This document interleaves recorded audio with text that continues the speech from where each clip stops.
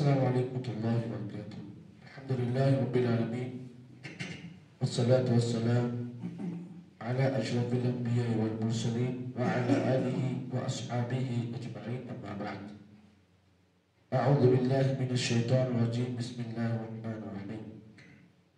وَلَقَدْ صَدَقَكُمُ اللَّهُ وَعْدَهُ إِذْ تَحُسُّونَهُم بِإِذْنِهِ حَتَّى إِذَا فَشِلْتُمْ وَتَنَازَعْتُمْ فِي الْأَمْرِ وَعَصَيْتُمْ مِنْ بَعْدِ مَا أَرَاكُمْ مَا تُحِبُّونَ مِنْكُمْ مَنْ يُرِيدُ الدُّنْيَا وَمِنْكُمْ مَنْ يُرِيدُ الْآخِرَةَ ثُمَّ صَرَفَكُمْ عَنْهُمْ لِيَبْتَلِيَكُمْ وَلَقَدْ عَفَا عَنْكُمْ وَاللَّهُ ذُو فَضْلٍ عَلَى الْمُؤْمِنِينَ۔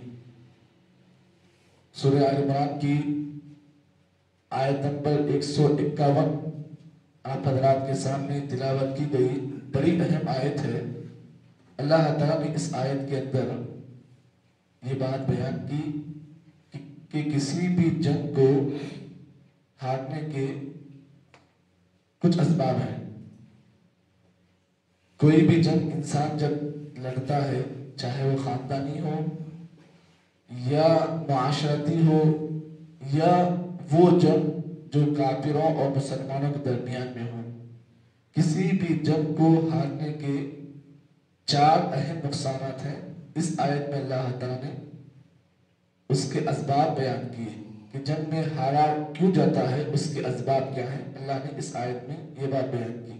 آئیے سب سے پہلے آیت کے ترجمے پر ہم غور فرمائیں۔ اللہ نے فرمایا وَلَقَدْ صَدَقَكُمُ اللَّهُ وَعْدَهُ، تحقیق کہ اللہ تعالیٰ نے تم سے اس کے وعدے کو سچ کر دکھایا۔ اِسْتَحُسُّونَهُمْ بِإِذْنِهِ، جبکہ تم اس کے حکم سے کافروں کو مار رہے تھے، کاٹ رہے تھے۔ حَتَّى إِذَا فَشِلْتُمْ، یہاں تک کہ جب تم لوگ پست ہمت ہو گئے، وَتَنَازَعْتُمْ فِي الْأَمْرِ، اور نبی کے حکم میں جھگڑا کرنے لگے، وَعَصَيْتُمْ مِنْ بَعْدِ، اور تم جب اللہ کے نبی کی نافرمانی کی، مِنْ بَعْدِ مَا أَرَاكُمْ مَا تُحِبُّونَ، اس کے بعد جبکہ اللہ نے تمہیں وہ چیز دکھائی جس کو تم پسند کرتے تھے۔ مِنْكُمْ مَنْ يُرِيدُ الدُّنْيَا، تم میں سے بعض ایسے تھے جو دنیا کو پسند کرتے تھے، وَمِنْكُمْ مَنْ يُرِيدُ الْآخِرَةَ، اور تم میں سے بعض ایسے تھے جو آخرت کو چاہتے تھے۔ آگے اللہ نے فرمایا ثُمَّ صَرَفَكُمْ عَنْهُمْ لِيَبْتَلِيَكُمْ، پھر اللہ نے تم کو اس چیز سے پھیر دیا جس میں تمہیں آزمایا گیا۔ وَلَقَدْ عَفَا عَنْكُمْ، تحقیق کہ اللہ نے تم کو معاف کیا۔ وَاللَّهُ ذُو فَضْلٍ عَلَى الْمُؤْمِنِينَ، اور اللہ تعالیٰ مومنوں پر فضل کرنے والا ہے۔ یہ آیت کا مکمل لفظی ترجمہ میں نے آپ حضرات کے درمیان میں پیش کیا ہے۔ اب آئیے، اتنی بڑی آیت ہے، 1 2 3 4 5 کل 6 لائن والی یہ آیت ہے۔ پوری 6 لائن کا ترجمہ آپ کے سامنے میں نے پیش کیا ہے ہو بہو۔ اب آئیے، اس آیت میں آپ نے ترجمے کو سنا ہے، اب اس ترجمے سے آپ نے کیا کیا چیزیں معلوم کی اس کو آپ دیکھیں۔ سب سے پہلے یہ آیت جو نازل کی گئی سورہ آل عمران کی 151 آیت، اس آیت کے نازل ہونے کا سبب کیا ہے؟ اللہ نے اس آیت میں یہ بات کیوں کہی کہ اللہ نے تم پر اپنے وعدے کو سچا کر دکھایا؟ کیا ایسا کوئی صحابی نے اللہ کے وعدے کو جھٹلایا تھا کہ جبکہ اللہ تعالیٰ نے آیت کی شروعات میں ایسے کی؟ اللہ نے کیا فرمایا؟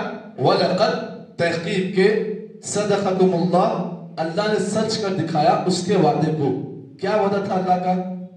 آخر ایسا کون سا وعدہ تھا جو اللہ تعالیٰ نے اہل ایمان سے لیا تھا اور اللہ نے اس وعدے کو سچا کر دکھایا تھا؟ چلیے اس پر ہم غور کرتے ہیں۔ اس پر غور کرنے کے لیے ہمیں اللہ کے نبی کے سیرت کی طرف جانا ہوگا۔ آئیے، سیرت کیا ہے؟ امام کعب بن قرطبی رحمہ اللہ اپنی تفسیر قرطبی میں اس آیت کے پیش نظر اس واقعے کو نقل کیا۔ لما رجع رسول اللہ صلی اللہ علیہ وسلم واصحابہ الى المدینہ، جب اللہ کے نبی صلی اللہ علیہ وسلم اور ان کے اصحاب یعنی صحابہ اکرام اور نبی اکرم صلی اللہ علیہ وسلم جنگ احد کر کے واپس جب مدینہ منورہ پہنچے، وقد اصابهم ما اصابهم، بعض صحابہ بڑے مایوس تھے۔ کیوں؟ اس لیے کہ جنگ ہار گئے، بہت نقصان پہنچا انہیں، بہت تکلیف بھی ہوئی۔ قال ناس من اصحابہ، اللہ کے نبی سے بعض صحابہ کرام نے شکایت کی. شکایت کیا تھی؟ من این اصابنا ھذا، اے اللہ کے رسول ہمیں یہ آخر ایسی کون سی تکلیف پہنچی ہے ہم جس کا اندازہ نہیں کر سکتے، ہمیں ایسا نقصان کیوں ہوا. وقد وعدنا اللہ نصر، جبکہ اللہ نے ہم سے مدد کا وعدہ کیا تھا، آخر اللہ کی مدد کہاں گئی؟ آخر ہم نے ایسا کون سا کام کیا؟ فانزل اللہ تعالی هذه الآیہ، اللہ تعالی پوری باتیں سن رہا تھا. صحابہ نبی کے پاس آئے، بڑے مایوسی کی حالت میں آئے، کہا اللہ رسول آخر ہم سے ایسی کون سی چیز ہوئی جبکہ اللہ تعالی ہم سے مدد کا وعدہ لیا تھا اور اللہ کی مدد ہم کو نہیں پہنچی، آخر ہم نے ایسا کیا کیا تھا؟ اللہ تعالی نے فوری اسی موقع پر اس آیت کو اللہ نے نازل کیا اور فرمایا کہ اللہ تعالیٰ کا جو وعدہ تھا اللہ تعالیٰ نے اس وعدے کو پورا کیا، لیکن تمہارے اندر کچھ غلطیاں تھی جس کی بنا پر اللہ تعالیٰ نے اپنے وعدے کو پورا جو کرنا تھا اللہ نے کیا، لیکن جب تمہارے اندر کچھ چیزیں آ گئی تو اللہ تعالیٰ نے بھی اپنی مدد کو اٹھا لیا. یاد رکھیں کبھی کبھار ہمارے پاس بھی ایسا موقع آتا ہے، ہم یہ جانتے ہیں کہ اللہ تعالیٰ مومنوں کا مددگار ہے، اللہ تعالیٰ مومنوں کی مدد کرتا ہے، لیکن بسا اوقات جب ہمارے اندر بھی کچھ ایسی چیزیں پیدا ہو جاتی ہیں تو اللہ تعالیٰ کی مدد بھی اس قوم سے اٹھا لی جاتی ہے. بعض لوگ گھروں کے سامنے بورڈ لگاتے ہیں نصر من اللہ و فتح قریب، اللہ کی مدد اور جلدی فتح، قریبی فتح بورڈ لگاتے ہیں، جبکہ ان کے گھروں میں مدد اللہ کی پہنچتی بھی نہیں. ایسے کچھ کام کر لیتے ہیں لوگ لیکن بورڈ لگاتے ہیں نصر من اللہ فتح قریب، جبکہ آپ اس بات کو یاد رکھیں اللہ تعالیٰ کی مدد اسی وقت آ سکتی ہے جب تک کہ ہم اللہ تعالیٰ کے بتائے گئے طریقوں کو اختیار کریں. یہاں کچھ نہیں ہوتا ہے لیکن بورڈ لگایا جاتا ہے نصر من اللہ و فتح قریب، یہ محسوس کرتے ہیں کہ اللہ کی مدد ہمیں پہنچ رہی ہے، جبکہ وہاں پر اللہ کی مدد نہیں پہنچتی، کیونکہ جب تک کہ آدمی پریکٹیکل طور پر وہ کام نہ کرے جس کو اللہ نے کرنے کا حکم دیا اس وقت تک اللہ تعالیٰ کی مدد نہیں پہنچتی ہے. اب یہاں پر اس آیت میں اللہ تعالیٰ نے جو اہم نکات ہمیں اور آپ کو اس آیت میں بیان کیے وہ غور کرنے کی ضرورت ہے. اللہ نے فرمایا وَلَقَدْ صَدَقَكُمُ اللَّهُ وَعْدَهُ، اللہ تعالیٰ نے اپنے وعدے کو سچا کر دکھایا. اِسْتَحُفْتُونَهُمْ بِإِذْنِ، جبکہ تم اللہ تعالیٰ کے حکم سے کافروں کو مان رہے تھے. دیکھیے اب جب جنگ احد شروع ہوئی، شروعات میں مسلمان طاقت میں تھے، شروعات میں جو جنگ کی شروعات تھی مسلمان طاقتور تھے، مسلمان کاٹ رہے تھے، دشمنوں کو مار رہے تھے، غلبے میں تھے مسلمان. صحابہ کرام جو تھے جنگ کے پہلے حصے میں بڑے طاقتور تھے. اس کے بعد کیا ہوا؟ اللہ تعالیٰ کے حکم سے یہ مسلمان کافروں پر غالب آ گئے تھے، لیکن کیا ہوا؟ حتی اذا فشلتم. اب دیکھیے جنگ میں ہارنے کے اسباب کو اللہ نے بیان کیا. یہ جنگ جو ہاری گئی نا، شروعات میں جنگ جیتنے کے قریب تھے مسلمان، لیکن جنگ جو آخر میں دوسرا حصہ جو ہوتا ہے، جنگ کا آخری حصہ ہوتا ہے، اس میں صحابہ اکرام کیا ہوئے؟ غالب پانے والے صحابہ اکرام مغلوب ہو گئے. جیتی گئی جنگ ہار میں تبدیل ہو گئی. وجہ کیا تھی؟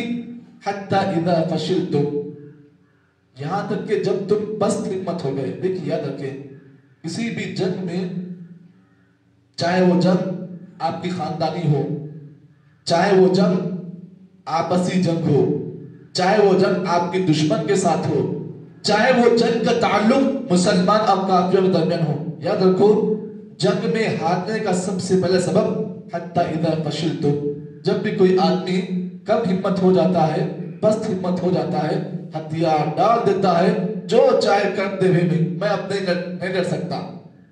ہمت ہار جانا یہ جنگ میں ہارنے کا پہلا سبب ہے.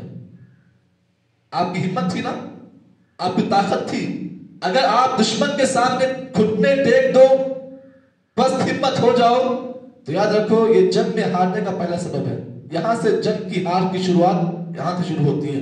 حتی اذا فشلتم، صحابہ کرام نے کیا کیا؟ جنگ کر رہے تھے، اچانک اعلان آیا کہ اللہ کے نبی کی شہادت ہو گئی. اعلان کہاں سے آیا اس کو غور نہیں کیا. اعلان ہوا, کیا ہوا کہ اللہ کے نبی کی شہادت ہو گئی. اب مسلمانوں نے کیا کیا, جنگ کرنے کے بجائے ہتھیار ڈال دیے. یہاں پہلی بات یہاں سے شروع ہوئی, آج کی پہلی شروعات. حتی اذا فشلتم, یہاں تک کہ جب تم لوگ بس ہمت ہو گئے. اب کیا ہوا, وتنازعتم, با صحابہ کرام میں وتنازعتم فی الامر, اللہ کے نبی صلی اللہ علیہ وسلم کے حکم کو لے کر جھگڑا ہوا. جھگڑا کیا ہوا آپ جانتے ہیں نا.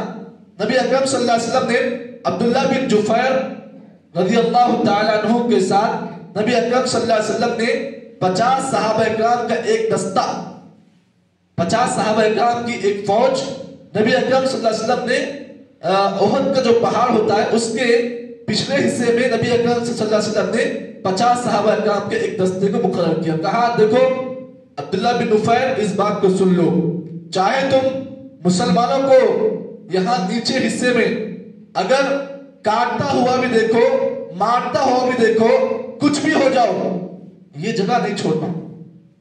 نبی کا حکم تھا نا, یہ جگہ نہیں چھوڑنا جب تک کہ ہم جنگ جیت نہ جائے, تم لوگ یہاں سے نہیں نکلنا. اب کیا ہوا, نبی کا حکم تھا وَتَنَازَعْتُمْ فِي الْأَمْرِ, 50 لوگوں میں سے 20 لوگ اختلاف کر بیٹھے, نہیں نیچے جانا, ہم نیچے جانا. 30 لوگ نہیں, نبی کا حکم ہے نہیں جانا. اختلاف ہو گیا. یاد رکھیں جنگ میں ہارنے کا دوسرا نقصان ایک اختلاف ہے, آپسی اختلاف, رائے کی اختلاف. کبھی کبھار کیا ہوتا ہے, ضروری نہیں کہ ہر ایک کی رائے ایک جیسی ہو. 50 لوگوں میں سے 5 کی رائے ایک جیسی ہوتی ہے, بقیہ 45 کی الگ ہوتی ہے. آپ دیکھو مسجد ہے, مثال دے رہا ہوں غلط مت سمجھیں, ایک مسجد میں 20 لوگ نماز پڑھتے ہیں, ضروری نہیں کہ ہر ایک کی رائے ایک جیسی ہو. 20 کی رائے 20 جیسی ہوتی ہے, اس میں سے 2-3 کی رائے میچ ہو سکتی ہے, لیکن بقیہ 17 کی رائے الگ ہو سکتی ہے. اب اس بات کو دیکھا جائے کہ وہ 3 کی رائے اچھی ہے یا 17 کی رائے اچھی ہے, اس بات کو آپ دیکھا جائے. کبھی بھی ضروری نہیں کہ ہر ایک کی رائے ایک جیسی ہو. یاد رکھیں جنگ میں ہارنے کا دوسرا اہم سبب یہ ہے کہ جب رائے میں اختلاف ہو جاتا ہے تو کوئی قوم آگے نہیں بڑھ سکتی ہے. اسی لیے کہتے ہیں نا جب کسی قوم کی ایک بات ہوتی ہے نا تو قوم آگے بڑھتی ہے.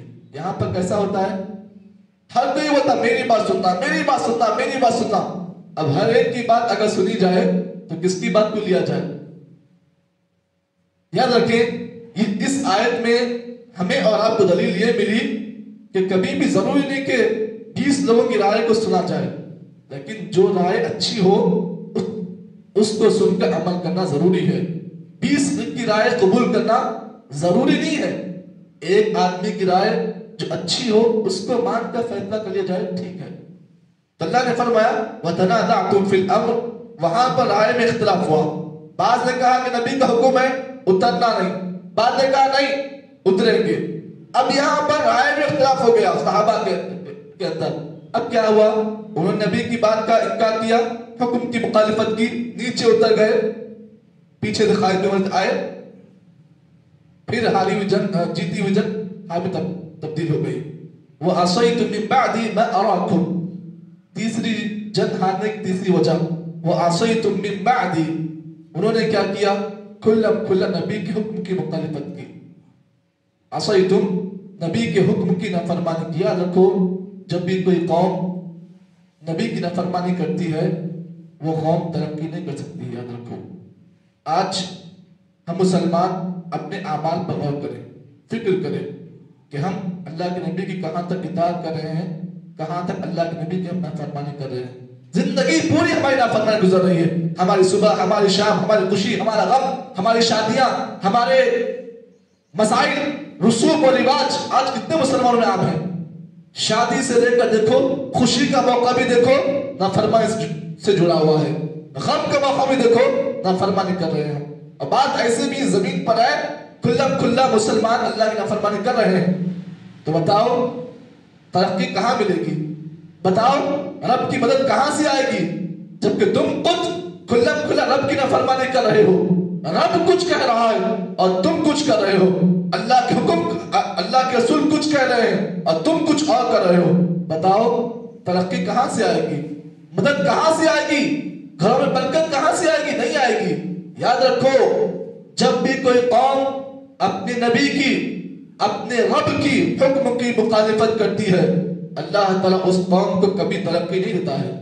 ये हकीकत है, ये अटल फैसला है।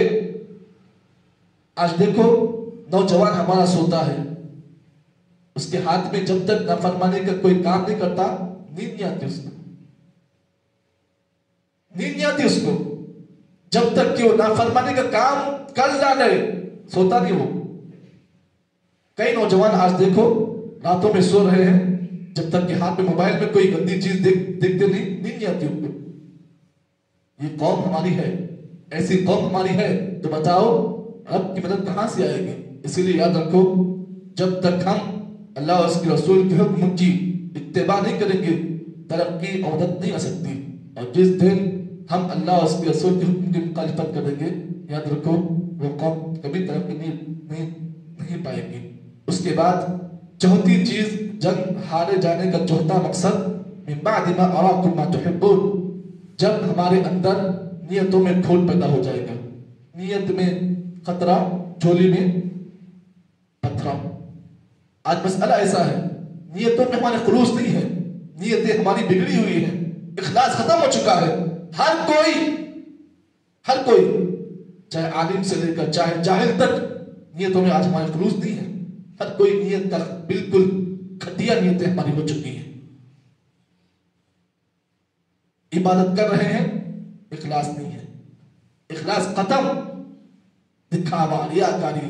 रुकू कर रहे हैं, इखलास खत्म, सजदा कर रहे हैं, इखलास नहीं है, नियत इबादत में इखलास खत्म, मामलात में इखलास खत्म, हर चीज में।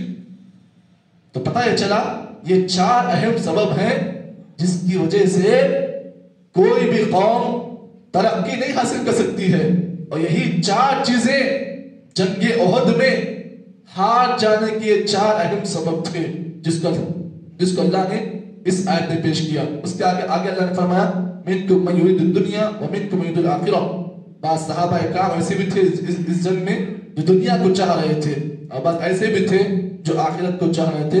तुम सरफकुम अन्हुम लियब्तलियकुम वलक़द अफ़ा अन्कुम। इस आयत के टुकड़े में अल्लाह ताला ने सहाबा की शान बयान की। वलक़द अफ़ा अन्कुम, अल्लाह ने सहाबा की गलती को माफ किया। जो सहाबा गलती किए थे, अल्लाह ने इसको माफ किया। ये सहाबा इकराम की शान है। ये सहाबा इकराम जब भी कोई गलती करते थे, अल्लाह ताला उनकी गलतियों को माफ करता था। आगे अल्लाह ने फरमाया, वल्लाहु ज़ु फ़ज़ल अलल मुमिनीन, और अल्लाह ताला मुमिनों पर बड़ा फज़ल करने वाला है। ये थी पूरी आयत की एनालिसिस जो मैंने आपके सामने पेश की है। अल्लाह से दुआ करते हैं कि जितनी बातें इस आयत की रोशनी में आप हज़रात के सामने मैंने पेश की हैं, उम्मीद करता हूँ कि नसीहत के खातिर आपके सामने ये बातें पेश की हैं। अल्लाह से दुआ करते हैं कि अल्लाह ताला मुझे और आपको इस आयत में जो बातें बताई गई हैं, अल्लाह सब पर अमल की तौफीक अता फरमाए। सुब्हानल्लाहि बिहम्दिही, सुब्हानकल्लाहुम्मा व बिहम्दिक, अशहदु अन ला इलाहा इल्ला अंत, नस्तगफिरुका व नतूबु इलैक।